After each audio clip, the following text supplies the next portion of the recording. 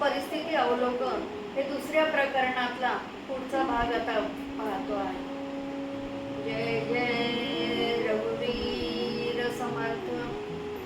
काशीला स्थिर झालेले हे जीवनध्येय लक्षात घेतले म्हणजे त्यांच्या जीवनाचा व वाङ्मयाचा ग्रंथ नीट उलगडतो. हिंदुस्थान बलिष्ठ व्हावे, औरंग्या बुडावा आणि लेंच संहार व्हावा आणि मोडलेली क्षेत्रे पुन्हा मांडली जाऊन तेथे स्नान संधार करावया, उदंड पाणी व्हावे, हे या जीवन स्वप्नाचे मुख्य सूत्र आहे. समर्थांनी यापुढील सर्व आयुष्य स्वप्न खरे व्हावे म्हणून जिंकले आणि याच उद्देशाने वाङ्मय निर्मिती केली.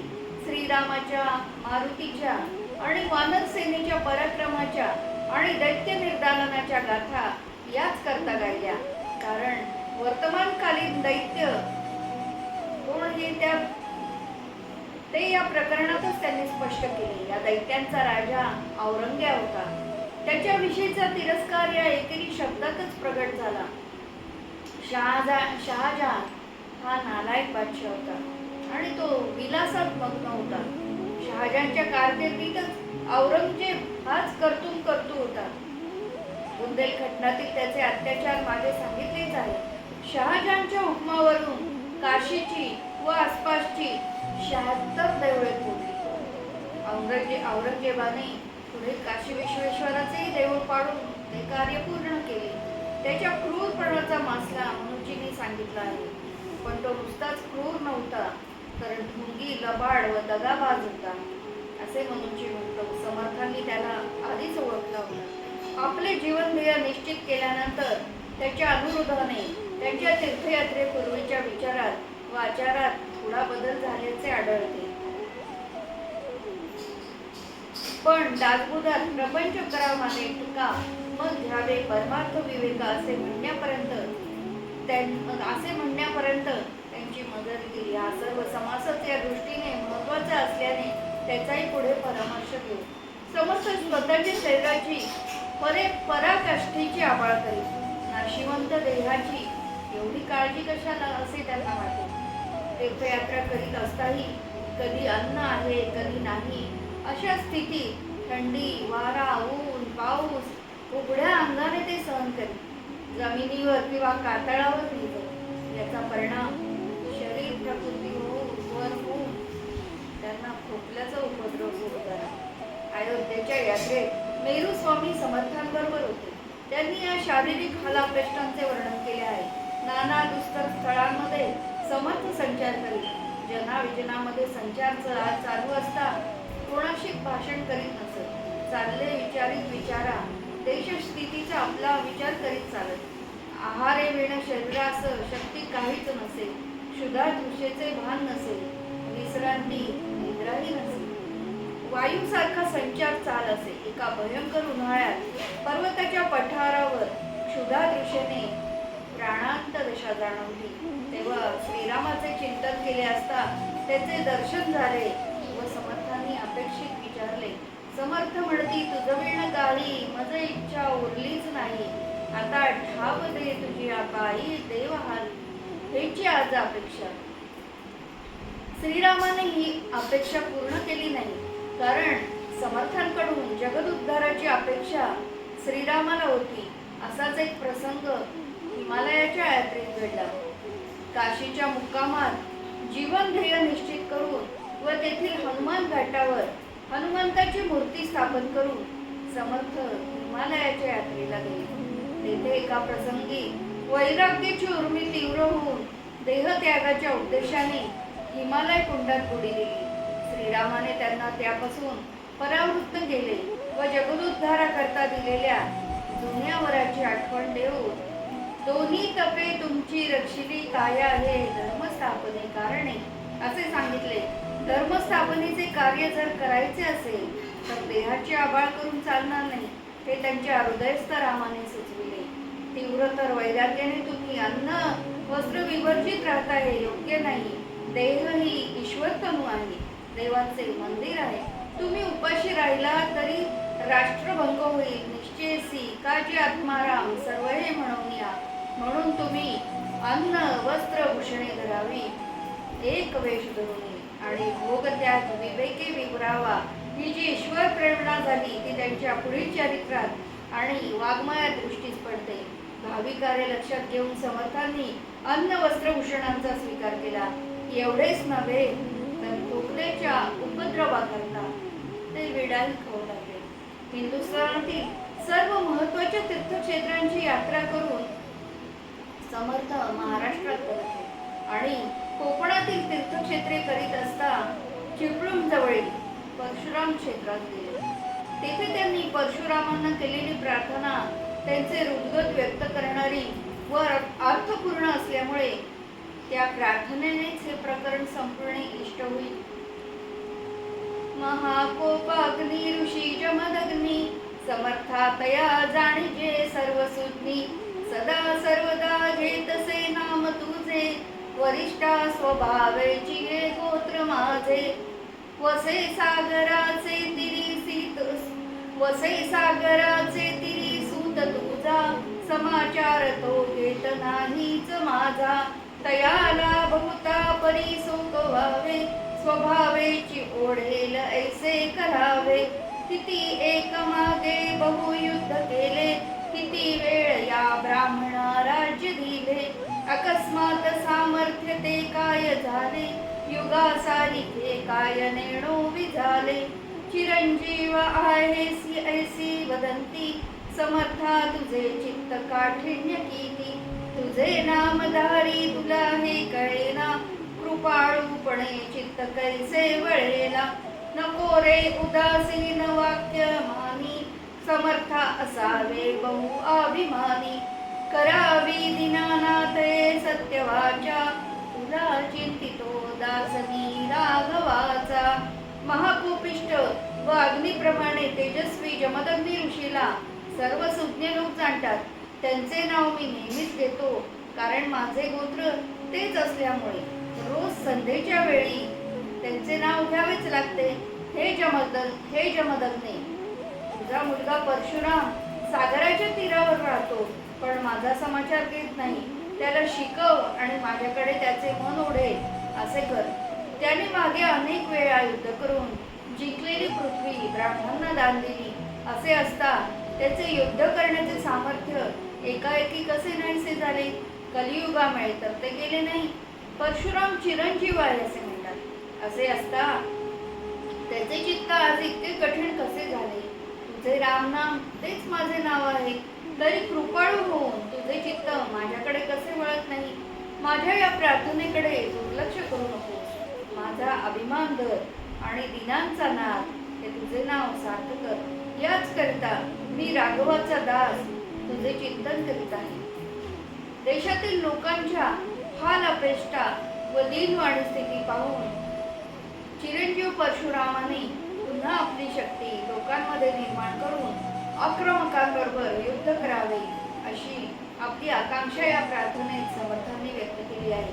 ही प्रार्थना वाचताना एकनाथांच्या अशाच एका सूचक ओवीची आठवण होते. नाथांची कुलदेवता रेणुका होती. तिला मंगलाचरणात वंदन करताना जयाचा कादरारा महावीरा अभिमानिया अशा तिच्या परशुधर परशुराम पुत्राचा उल्लेख करून जो वास्तना सहस्त्र भावो छेदिला सहस्त्रार्जुन अहम भावो स्वराज्ये करुनिया पहावो अर्पी स्वयमेव स्वजातीया असे त्याचे वर्णन केले आहे. हजारो हातांच्या अत्याचारी व अहंकारी आक्रमकांचे हात तोडून त्याने स्वजातीयांना स्वराज्य अर्पण केले. परशुरामाला प्रार्थना करताना रामदासांची ही तीच आकांक्षा आहे. हे काव्य मर्मज्ञांना सांगायला नको. एकनाथ रामदासांच्या मनात त्यावेळी कोणते विचार घोळत असत व त्यांच्या आकांक्षा कोणत्या होत्या ते या प्रार्थनेवरून लक्षात येईल. इथे हे दुसरे प्रकरण तीर्थाटनाचे संपले. आता आपण तिसऱ्या प्रकरणाला सुरुवात करत आहोत. कृष्णाकाठी आगमन आणि मूर्ती स्थापन. तीर्थयात्रेच्या निमित्ताने संपूर्ण हिंदुस्थानचे निरीक्षण करून देवदेवतांची दर्शने घेऊन तीर्थांची स्नाने करून ठिकठिकाणाच्या परिस्थितीचे अवलोकन करून योग्य मनुष्यांची पारख करून त्यांना मंत्रोपदेश देऊन व प्रमुख ठिकाणी मठांची केंद्रे निर्माण करून समर्थ महाराष्ट्रात परत आले. जाबेला जाऊन परमपूज्य मातोश्रींचे दर्शन घेतले. तिला त्यांच्याकडे पाहण्याची नवी दृष्टी दिली. वडील बंधूंना भेटले. पंचवटीला आले. उद्धव मोठा झालेला पाहिला. गोदा प्रदक्षिणा केली आणि नंतर आपल्या पुढील धर्मस्थापनेच्या कार्याकरता जो प्रदेश त्यांनी महाराष्ट्रातील प्रवासात निवडला होता त्या महाराष्ट्राच्या पश्चिम प्रदेशात कृष्णाकाठी ते आले. जन्मस्थानी जाम येथे किंवा जेथे 12 वर्षे त्यांनी तपश्चरण व अध्ययन केले त्या गोदाकाठच्या पंचवटीत न राहता समर्थ कृष्णाकाठीच का आले याची 2-3 कारणे आहेत. तीर्थयात्रेच्या शेवटी ते कोकणात चिपळूण जवळील परशुराम क्षेत्रात गेले होते. त्यांच्याच जमदग्नी गोत्रातील जामदग्नी परशुरामावर त्याच्या पराक्रमामुळे समर्थांचे प्रेम, त्याला त्यांनी जी अर्थपूर्ण प्रार्थना केली ती मागील प्रकरणात आपण पाहिली. त्या प्रार्थनेत समर्थांच्या आकांक्षा व्यक्त झाल्या आहेत. परशुरामाहून घाटावर परत येताना किंवा जाताना ते चिपळूण, हेळवाग, पाटण, कराड मार्गाने कुंभारली घाटाने गेले किंवा आले असले पाहिजे. हेळवागची घोळ, चाकवळ, मसूर, महाबळेश्वरचे ब्रह्मारण्य हा सह्याद्रीचा प्रदेश त्यांनी त्याच वेळेला आपल्या पुढील कार्याकरता हेरून ठेवला होता. सह्याद्रीच्या उत्तुंग शिखरांचे आवाहन त्याच वेळी त्यांना पोचले होते. समर्थांच्या मनाची झेप फार मोठी असेल. पापी व आवृत्त्या बुडवून हिंदुस्थान बळावल्याची स्वप्ने पाहणाऱ्या या दगदगीत वैराग्याच्या तेजस्वी पुरुषाला निसर्गातील भव्यत्वाचे वेड असे. हिमालय, विंध्याद्री, सह्याद्री यांची उंच आकाशाला गेलेली शिखरे, तेथील गर्द वनराया, दऱ्याखोरी, गळी, गुहा आणि चारी प्रहर वाहणारे शुद्ध पाण्याचे झरे पाहिले की त्यांचे मन हरपून जाईल. या पर्वतांच्या ऋषीमुनींनी पूर्वी बसवलेल्या गळीगृहात शांतपणे एकांतात बसून ध्यानधारणा, उपासना करावी अशी तीव्र इच्छा त्यांना होती. पुढील कार्य महाराष्ट्रात करायचे असल्यामुळे त्यांच्या आवडीचा असा महाराष्ट्रात हाच प्रदेश होता. चंद्रगिरीची घळ, शिवथरंची वरंदा घाटातील घळ आणि हेळवागची कुंभारली घाटातील घळ ही त्यातल्या त्यात त्यांच्या आवडीची ठिकाणे होती. समर्थांना पाहिजे तसे स्थान सह्याद्रीच्या या प्रदेशात त्यांना मिळाले. त्यांच्या आवडीचा निसर्ग, नैसर्गिक सौंदर्य आणि विचाराला आवश्यक असा एकांत त्यांना इथे उपलब्ध झाला. त्यांना आवडणाऱ्या व आकृष्ट करणाऱ्या निसर्गाचे नितांत रमणीय वर्णन समर्थांनी एका प्रकरणात केले आहे.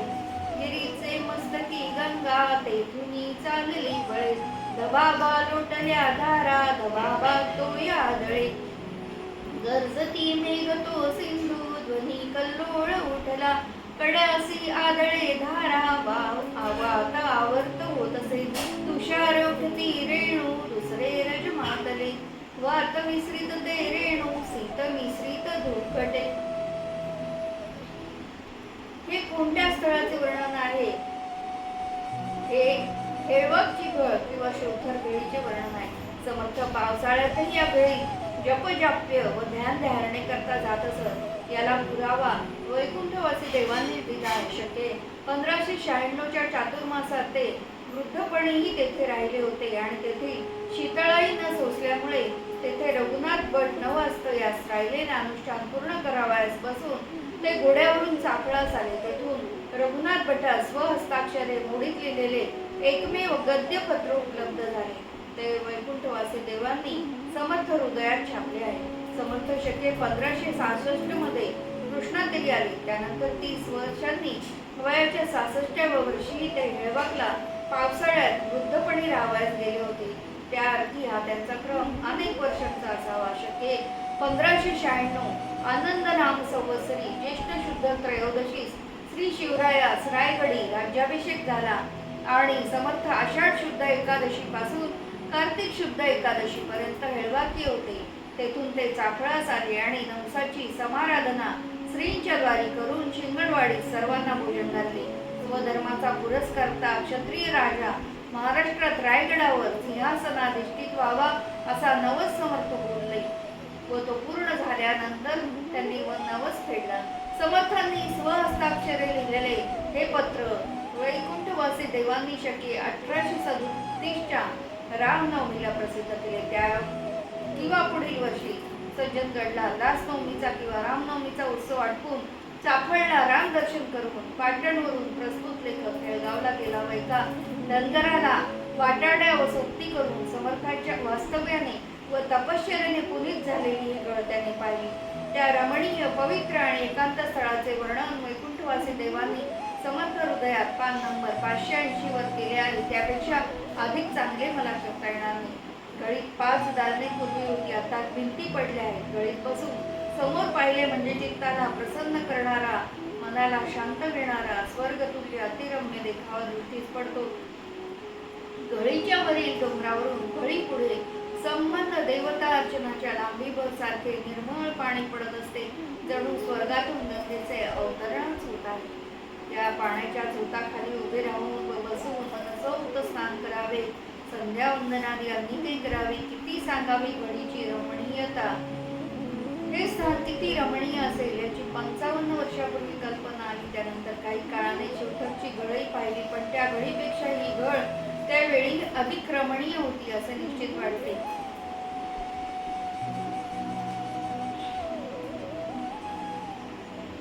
नाशिक जामकडील सपाट प्रदेश सोडून सह्याद्री लगत कृष्णाकाठी येण्याचे प्रमुख कारण समर्थांचे निसर्ग प्रेम, भव्यतेची, एकांतवासाची, ध्यान धारणेची आणि उपासनेची आवड हे आहे. सांगण्याकरता जरा अनुक्रम सोडून समर्थांनी केलेल्या निसर्ग वर्णनाचा नमुना मुद्दामच येथे दाखविला.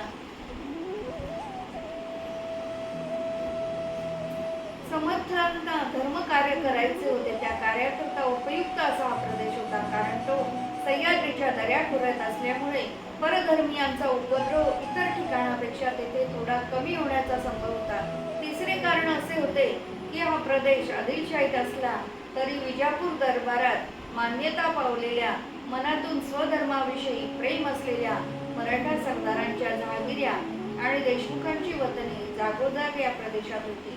त्यामुळे या सर्वांचे सहाय्य सामर्थ्यांच्या उद्योगाला मिळण्याचा संभव होता. परधर्मीय सत्तेचा जोर पूर्वी इतका राहिला नव्हता. हिंदूंना पूर्वीसारखे नाखुश करून चालण्यासारखे नव्हते. त्यामुळे स्वधर्म स्थापनेकरता काही उघड काही गुप्त अशी संघटना महाराष्ट्रात बांधण्यात आता हरकत नाही असे समर्थांना वाटू लागले.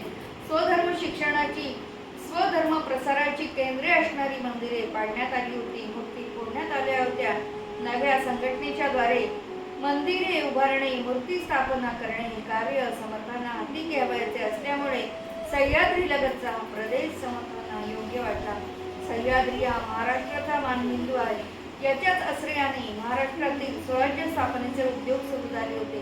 आदिलशाहीचे प्रमुख सरदार शहाजी महाराज यांच्या आशीर्वादाने व अप्रत्यक्ष सहाय्याने त्यांच्या पुणे आसुट्याच्या जहागिरीच्या आश्रयाने त्यांचे सुपुत्र शिवाजी महाराज यांनी व त्यांच्या सहकार्यांनी शपथबद्ध होऊन सुरू केलेला हा स्वराज्य स्थापनेचा उद्योग स्वधर्म स्थापनेला अत्यंत उपकारक आहे हे जाणून त्या उद्योगाला सहाय्यभूत व्हावे आणि लोकांची मने या स्वधर्माभिमानी तरुण क्षत्रिय वीराकडे वळवावी, हाही एक प्रमुख हेतू होता. कृष्णाकाठी येण्यामध्ये समर्थांचे कार्य महाराष्ट्रात तेथे सुरू झाले. त्याच्याच लगत उत्तरेला शिवरायांचे कार्य सुरू होऊन ते सह्याद्रीच्या पायथ्याने दक्षिणेकडे सरकत चालले होते. या तरुण राजाचा प्रत्यक्ष परिचय करून घेण्याची ही समर्थांची इच्छा होती, कारण समर्थ तीर्थयात्रेवरून शके 1566 साली महाराष्ट्रात परत आले. तत्पूर्वी शिवरायांची राजमुद्राही प्रचारात आली होती. प्रतिपच्चंद्र रेखेव वर्धिष्णू विश्ववंदिता शाहसुमो शिवस्ते मुद्रा मुद्राय राजते ही शिवरायांची विश्ववंदे राजमुद्रा शके 1561 मध्ये चाकणच्या ब्रह्मे यांच्या पत्रावर आहे. शहाजी महाराजांनी त्यांच्याबरोबर एक लहानसे प्रधानमंडळी दिले होते. शके 1568 मध्ये शिवरायांना छत्रपती ही पदवी सरकारी कागदपत्रात वापरू लागले होते. शके 1567 मध्ये राजगड किल्लाही त्यांनी घेतला होता व अशा रीतीने छोटे स्वराज्य अस्तित्वात आल्याची आनंददायक वार्ता वाऱ्यासारखी पसरलेली समर्थांच्या कानीही आली होती. तीर्थयात्रेच्या शेवटी सह्याद्री लगतच्या कृष्णाकाठच्या प्रदेशात स्वधर्म स्थापनेच्या कार्याला प्रारंभ करण्याचे समर्थांनी ठरविल्यावर ते प्रथम महाबळेश्वरला कृष्णेच्या उगमाजवळ ब्रह्मारण्यात शिरले. शंकराचार्य आणि समर्थ यांची तुलना करतात. ब्रह्मसूत्र आचार्य देवे रक्षिले, ब्रह्मारण्य समार्थ देवे रक्षिले असे गिरीधरांनी म्हटले आहे. फार प्राचीन काळापासून सह्याद्री पर्वतराजीतील हे घनदाट ब्रह्मारण्य पुण्यभूमी व देवांची यज्ञभूमी म्हणून प्रसिद्ध आहे. या यज्ञातील भस्माचा डोंगरही येथे दाखवितात. आणि विशेष म्हणजे महाराष्ट्राची एक लोकमाता जी कृष्णा, तिचा उगम या ठिकाणी झाला असल्यामुळे त्याला क्षेत्राचे स्वरूप आले आहे. महाबळेश्वर व अतिबळेश्वर ही जुनी शंकराची मंदिरे येथे आहेत. ब्रह्मारण्याला लागून हे क्षेत्र असल्यामुळे व कृष्णा वेण्णाचे पाणी गोमुखतून अखंड वाहत असल्यामुळे निसर्ग सौंदर्याने हे स्थान समर्थांच्या वेळी नटलेले असे. कृष्णेच्या पाण्यावर मोठाल्या फळबागा व फुलबागाही ग्रामस्थांनी येथे फुलविल्या होत्या. समर्थांना त्यामुळे हे स्थान फार आवडले व त्याचे वर्णनही त्यांनी एका स्फुट प्रकरणात केले आहे. या प्रकरणातला हा भाग आपण इथे संपवूया. जय जय